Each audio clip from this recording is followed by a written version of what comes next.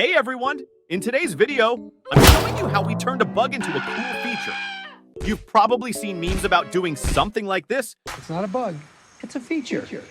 But I've never really got to try it out until now. If you are new to this channel, we're working on a game inspired by a classic Filipino childhood game called Langit Lupa. It's a blend of the floor is lava, groundies, and chase game, but in an office setting. In our last devlog, we introduced the feature of pressing a button to tag someone. It felt lacking, so we added particle effects for when someone gets tagged. But still, not enough. So we threw in sound effects, a white flash, and to top it all off, screen shake! We even added a toon shader to give everything a cartoonish look, plus double jumps to climb on top of objects. However, the tagging felt like it needed more.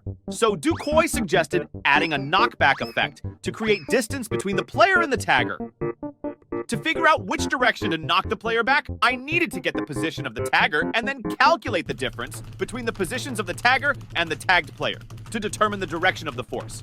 After testing on my computer, everything seems to be working pretty well. However, I might need to increase the force to push the player further away.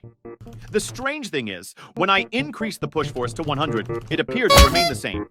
I even tried ramping it up to 5,000, but didn't notice any significant changes. So I decided to stick with a force of 50 for now and revisit it later. As long as there's a push force action, we're good. So, when testing with Russell, the push force seems to work well. His character moves when I tag him, and my character moves when he tags me. The bug didn't show up until we tried real gameplay and had to chase each other.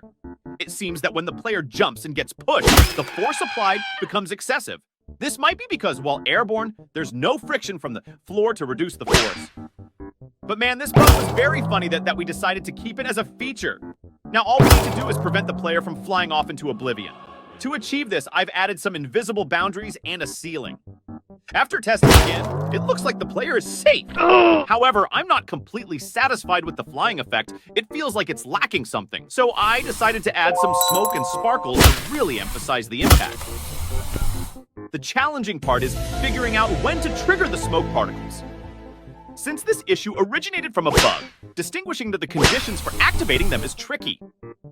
I later discovered that if the tagged player is positioned higher than the tagger, there will be a noticeable upward force between them.